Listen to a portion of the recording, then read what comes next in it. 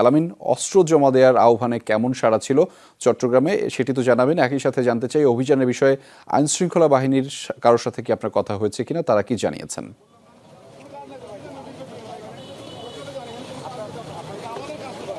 রেজা, আমি এই মুহূর্তে রয়েছি চট্টগ্রামের বায়েজিদ এলাকাতে এবং সেখানে আমার ঠিক পেছনেই বাংলাদেশ সেনাবাহিনী এবং বিজিবি, পুলিশ, যৌথ বাহিনীর যে অভিযান সেই অভিযান কিন্তু এরই মধ্যে চলছে। আমরা দেখছি যে তারা ঠিক 10টা থেকেই এই মোড়টিতে অবস্থান নিয়েছে এবং স্পেসিফিক কিছু তথ্য অনুযায়ী তারা কিছু গাড়ি তারা তল্লাশি করছেন এবং চট্টগ্রাম মহানগরীতে 8টি থানা থেকে 815টি অস্ত্র লুট হয়েছিল। সেখান থেকে এখন পর্যন্ত পাওয়া যায়নি 198টি অস্ত্র এবং জেলা পর্যায়ে 40টি অস্ত্র পাওয়া যায়নি।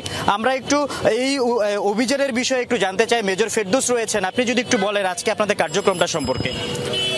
আসলে আমরা মূলত অর্গানাইজ হয়েছি আজকে প্রথমবারের মতো, যে সবাই আপনারা দেখতে পাচ্ছেন ইতিমধ্যে যে সেনাবাহিনী আছে, এর সাথে বর্ডার গার্ড বা বিজিবি এবং বাংলাদেশ পুলিশ আছে।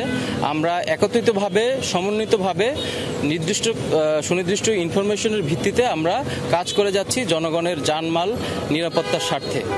আমরা মেজর ফেরদৌসের কথা শুনছিলাম, তিনি যে বিষয়টি বললেন সেটা হচ্ছে আজকে তারা তাদের যে ঘোষণা অনুযায়ী যে অভিযান, যৌথ বাহিনীর যে অভিযান সারা সেই অভিযান তারা শুরু করেছেন এবং তাদের যে কাছে থাকা গোয়েন্দা তথ্য তারা পর্যালোচনা করছেন এবং বিভিন্ন তথ্য অনুযায়ী তারা গাড়িগুলো তল্লাশি করছেন এবং সেই তল্লাশি অনুযায়ী যদি অস্ত্র লুট হওয়া যে অস্ত্রগুলো রয়েছে সেগুলোর দিকেই তারা মূলত বেশি নজর দিচ্ছেন। পাশাপাশি সেই খবরের বিস্তারিত আপনার মাধ্যমে জানছিলাম। ধন্যবাদ আলামিন শিকদার আমাদের সাথে যুক্ত হওয়ার জন্য।